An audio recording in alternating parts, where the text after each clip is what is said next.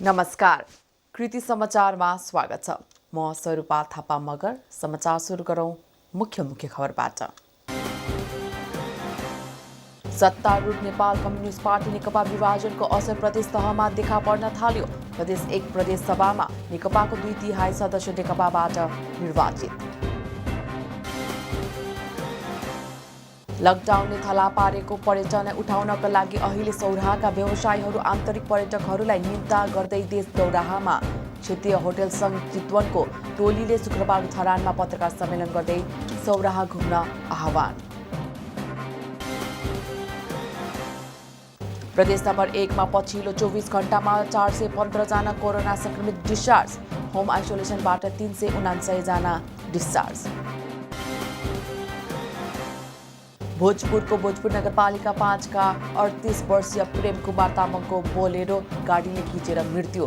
शुक्रबार बिहान 6:30 बजे आफैले चलाउने बोलेरो गाडीले खिचेर तामाङको मृत्यु। सप्तकोशीमा पानी जहाज सञ्चालनमा ल्याए पनि सरकारी स्तरबाट कुनै किसिमको सहयोग नभएको व्यवसायिक गुनासो। राज्यले व्यवसायीहरूको लगानी सुरक्षण गर्ने काम समेत नगरेको व्यवसायको गुनासो। र धरान र इटहरीका 93 जना सडक मानवहरू मानव सेवा आश्रमलाई जिम्मा। बालबालिकालाई खोज तलास केन्द्रमा।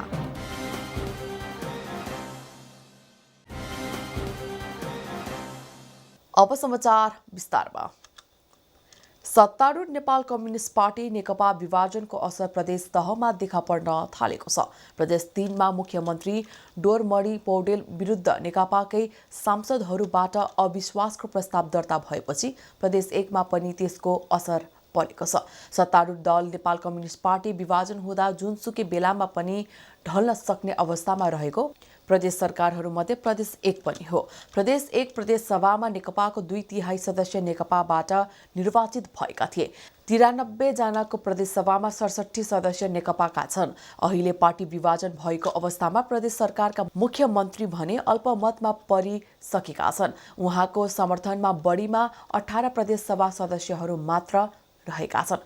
प्रचण्ड माधव नेपाल समूहमा 49 जना सांसद छन्। प्रचण्ड नेपाल समूहलाई सरकार गठनका लागि पर्याप्त सदस्य संख्या भए पनि तत्काल अविश्वासको प्रस्ताव लैजाने सोचाइ नभएको उक्त समूहका नेताहरूले बताएका छन्। बिहिबार अपराह्न मुख्यमन्त्रीले प्रदेश सभा विघटन गर्दै हुनुहुन्छ भन्ने हल्ला एकाएक चलेको थियो। त्यसबाट नेकपाका केही सांसदहरू अर्को असंवैधानिक कदमलाई रोक्न अविश्वासको प्रस्ताव बढाउनुपर्छ भन्दै क्रियाशील भएका थिए।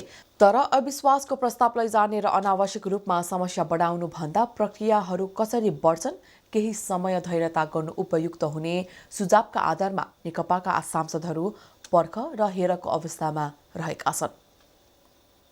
लकडाउनले थला पारेको पर्यटनलाई उठाउनका लागि अहिले सौराहाका व्यवसायीहरू आन्तरिक पर्यटकहरूलाई निम्ता गर्दै देश दौडाहामा निस्केका छन्।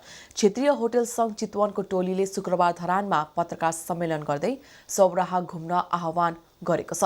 चितवनका व्यवसायीहरूले सौराहा घुम्न आउँदा 20 देखि 40% सम्म होटल तथा रेस्टुराँहरूमा छुटको घोषणा गरेका छन्। संघका अध्यक्ष दीपक भट्टराईका अनुसार असोजदेखि चितवनका होटलहरू खुल्न थालेका हुन्। यसबीचमा स्वास्थ्य प्रोटोकल पूर्ण पालना गर्दै होटलहरू सञ्चालन भएको छ। शुक्रबार नै संघले विराटनगरमा पनि कार्यक्रम गर्ने भएको छ।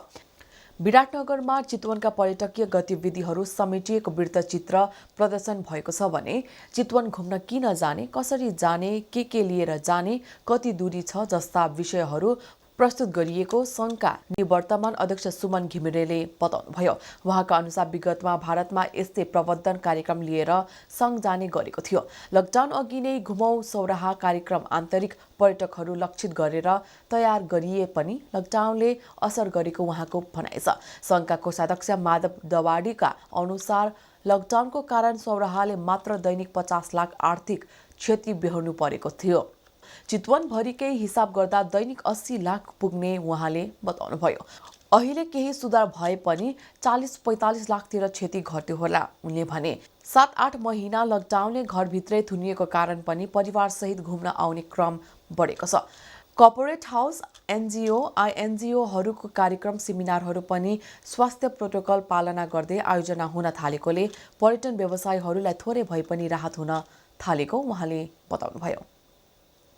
प्रदेश नम्बर 1 मा पछिल्लो 24 घण्टामा 415 जना कोरोना संक्रमित डिस्चार्ज भएका छन्। होम आइसोलेसनबाट 369 जना डिस्चार्ज भएका छन् भने इलाम अस्पतालबाट 8 जना, विराट मेडिकल कलेजबाट 6 जना र मेची अस्पतालबाट 1 जना डिस्चार्ज भएका छन्। हालसम्म डिस्चार्ज हुनेको संख्या 26,710 पुगेको छ। यसैगरी प्रदेश 1 मा शुक्रबार 40 जना संक्रमित थपिएका छन्। झापामा 12, मोरङमा 10, सुनसरीमा 9, इलाममा 3, सङ्खुवासभामा 2, भोजपुर र सोलुखुम्बुमा 1-1 र प्रदेश 1 बाहिरका 2 जना रहेको सामाजिक विकास मन्त्रालयले जनाएको छ। मन्त्रालयका अनुसार झापाको दमक र बिर्तामोडमा 3-3 जना, गौरा दहमा 2, कन्काई बारादसी, मेचीनगर र स्थानीय तह नखुलेका 1-1 जना संक्रमित थपिएका हुन्। यस्तै मोरङको विराटनगरमा 7 जना, कानेपोखरी, उलाबारी र बेलबारीमा 1-1 जना थपिएका छन्। सुनसरीको धरानमा 9 जना थपिएका छन् भने इलाम नगरपालिका माई र चुलाचुलीमा 1-1 जना छन्। सङ्खुवासभाको खादबारीमा 2 जना, भोजपुरको भोजपुर नगरपालिकामा 1 जना, सोलुखुम्बुको माप्य दुधकोशीमा 1 जना र प्रदेश 1 बाहिरका 2 जनामा संक्रमण देखिएको सामाजिक विकास मन्त्रालयले जनाएको छ। प्रदेश 1 मा कोरोना संक्रमितको संख्या 29,614 पुगेको छ। प्रदेश 1 मा शुक्रबार 310 जनाको PCR परीक्षण गरिएको छ। परीक्षण गरिएका मध्ये 16 महिला र 24 पुरुषको रिपोर्ट पोजिटिभ आएको हो। हालसम्म 2,06,724 जनाको PCR परीक्षण गरिएको मन्त्रालयले जनाएको छ। भोजपुर नगरपालिका 5 का 38 वर्षीय प्रेम कुमार तामाङको बोलेरो गाडीले किचेर मृत्यु भएको छ।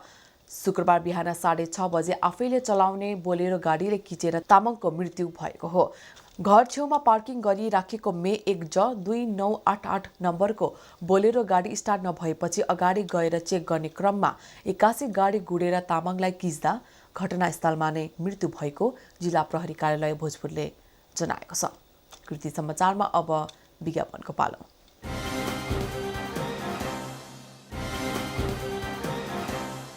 कृति समाचारमा पुनः स्वागत छ। अब बाँकी समाचार।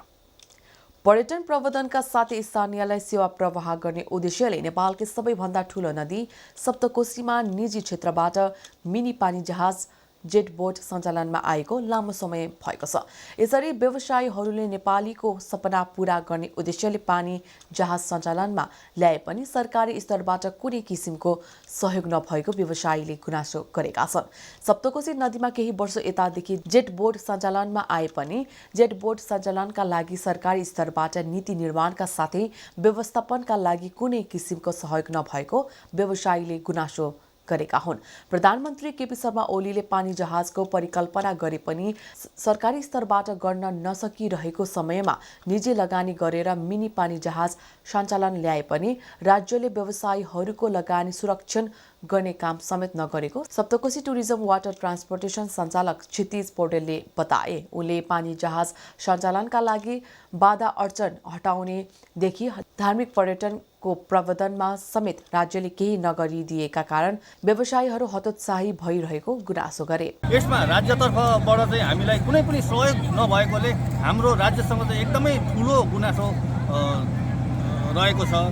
हामीले चाहिँ राज्यले सहयोग गर्ने हो भने अरू लगानीकर्ता पनि आउँछन् र यस जल यात्रालाई हामी एकदमै छोटो दूरीमा ढाल्न सक्छौँ। जस्तो एक दिनभरि लाग्ने सङ्खुवासभाको तुमलिङटारसम्मको यात्रालाई हामी 1 घन्टामा सम्भव गराउँछौँ भने त्यस्तै एक दिनभरिको यात्रा लाग्ने दोलालघाटसम्मको यात्रालाई हामी 1 घन्टामा झार्छौँ। त्यो चाहिँ हाम्रो एकदम लक्ष्य छ। सरकारले यो सहयोग गरिदियो भने हामी अत्यन्त चाहिँ प्रभावित हुने थियौँ र यहाँका जनताहरूले यो महसुस गर्न पाउने। व्यवसायीहरूले राज्यले जेट बोट सञ्चालनका लागि नीति निर्माण गरिदिनेदेखि व्यवस्थापनका लागि केही सहयोग नगरेको गुनासो गरिरहे पनि कोशीमा जेट बोट सञ्चालनले पर्यटकीय गतिविधि बढाएको आन्तरिक पर्यटक ज्योति अधिकारी बताउँछन्। विराटनगरबाट रमाइलोका लागि साथीहरू सहित आएका अधिकारीले कोशीलाई पर्यटकीय क्षेत्र बनाएर विदेशी पर्यटकहरूलाई समेत आकर्षित गर्न सकिने बताउँछन्। छोटो किलोमिटरको यात्रा तय गरेर यति प्राकृतिक रूपमा भरिपूर्ण ठाउँमा आउन पाउँछौँ र जल यात्रा त्यसमा पनि हाम्रो सबैभन्दा नेपालको ठुलो नदी ए ग्रेडको नदी कोसीमा हामीले पूर्ण रूपमा यात्रा गरेर हामी यसलाई पर्यटकीय दृष्टिकोणले अगाडि लग्न पनि सक्छौँ। अन्तर्राष्ट्रिय स्तरबाट पर्यटकहरू यहाँसम्म ल्याएर यहाँनिर हामीले ऱ्याफ्टिङदेखि लिएर हरेक कुराहरू गराएर यो क्षेत्रलाई अगाडि लान सकिन्छ। सप्तकोशीमा जेट बोट सञ्चालनमा आएपछि यातायातको सहज पहुँच नभएको उदयपुरको पूर्वी भाग, धनकुटाको पश्चिमी क्षेत्र र भोजपुरको दक्षिणी क्षेत्रका मानिसहरूलाई तराई आवत जावतमा सहज भएको स्थानीय धनबहादुर राई बताउँछ। भिरको बाटो, त्यो भिरको बाटोमा त अब चाहिँ मान्छे हिँड्नै सकिँदैन। अब यसको बोट नै हाम्रो बोटबाटै तपाईँको जानलाई आउनलाई चाहिँ हामीलाई सहज एकदमै छ। बोटले यहाँको सबैलाई नै जनतालाई होइन सहजै पारेको जस्तो मलाई लाग्छ। जलयात्राले गर्दा सप्तकोशी आसपासका क्षेत्रमा रहेका धार्मिक पर्यटकीय क्षेत्रका साथै मनोरम प्राकृतिक दृश्य हेर्न समेत आन्तरिक तथा बाह्य पर्यटकहरूको भिड लाग्ने गरेको छ। सुनसरीको बराहा क्षेत्र 1 चतरादेखि भोजपुर, उदयपुर र धनकुटाको संगमस्थल हलेदे सिमलेसम्म 21 किलोमिटर क्षेत्रमा जेटबोट सञ्चालन हुँदै आएको छ। सुनसरीका सडक मानव तथा बालबालिकाहरूलाई प्रदेश 1 सरकारले उद्धार गरेर सम्बन्धित सङ्घ संस्थालाई जिम्मा लगाएको छ। प्रदेश 1 को सडकहरूलाई सडक मानव मुक्त बनाउने अभियान अन्तर्गत प्रदेश सरकारले सडकबाट मानिसहरूलाई उद्धार गरेको हो। सामाजिक विकास मन्त्रालयको संयोजनमा सहयोगापेक्षी सडक मानवहरूलाई उद्धार तथा पुनर्स्थापना अभियान अन्तर्गत शुक्रबार सुनसरीका 93 जनालाई प्रदेश सरकारले उद्धार गरेको छ। तीमध्ये धरानबाट 63 जना र इटहरीबाट 30 जना छन्। धरान र इटहरी उपमहानगरपालिकाले ती मानिसहरूलाई प्रदेश सरकार समक्ष हस्तान्तरण गरेको थियो। स्थानीय सरकारले हस्तान्तरण गरेको 93 जना सडक मानवहरूलाई सामाजिक विकास राज्य मन्त्री जसमाया गजमेरको उपस्थितिमा मानव सेवा आश्रमलाई जिम्मा लगाएको छ। यसबाहेक थप 13 जना धरानबाट उद्धार गरिएको सडक बालबालिकाहरूलाई पनि काठमाडौँको बालबालिका खोज तलास केन्द्रलाई हस्तान्तरण गरिएको छ। धरानमा लाङ्गली वन उपभोक्ता समूहको आवास गृहमा हाल मायाघर नेपाल इटहरीले सडक मानवहरूको रेखदेख गरिरहेको थियो। धरान उपमहानगरपालिकाले लकडाउनको बेला सडकबाट उद्धार गरेर त्यहाँ राखेको थियो। लामो समय उपमहानगरले नै हेर्दै आएको सडक मानवहरूलाई पछि मायाघरको जिम्मा लगाएको थियो। सडकमा आश्रित मानव रहित राजमार्ग बनाउने सङ्घीय सरकारको नीति अनुसार प्रदेश सरकारले स्थानीय सरकार र सम्बन्धित संस्थाहरूसँग सहकार्य गरेर यो अभियान सञ्चालन गरिएको राज्य मन्त्री गजमेरले बताइन्। उनले कतिपय मानिसहरू बेरोजगारको समस्या, कतिपय परिवारको मायाको अभावमा दुर्व्यसनमा फसेर सडकमा आउने गरेको बताउनुभयो। धरानका मेयर तिलक राईले धरान मनकारीहरूको सहर भएकैले सडकमा आश्रितहरूको सङ्ख्या बढी भएको हुन सक्ने धारणा व्यक्त गरे। भित्री भावनाबाट म यो काम गर्छु, मैले चाहिँ यो काम गर्नुपर्छ भन्ने जसको मनमा छ उसले मात्रै गर्न सक्छ। नगए हामीले उपमेयरले भने जस्तै ब्यानरको लागि मात्रै, न्युजको लागि मात्रै त्यो वास्तवमा चाहिँ नि त्यसले हामी टुङ्गोमा पुग्दैनौँ।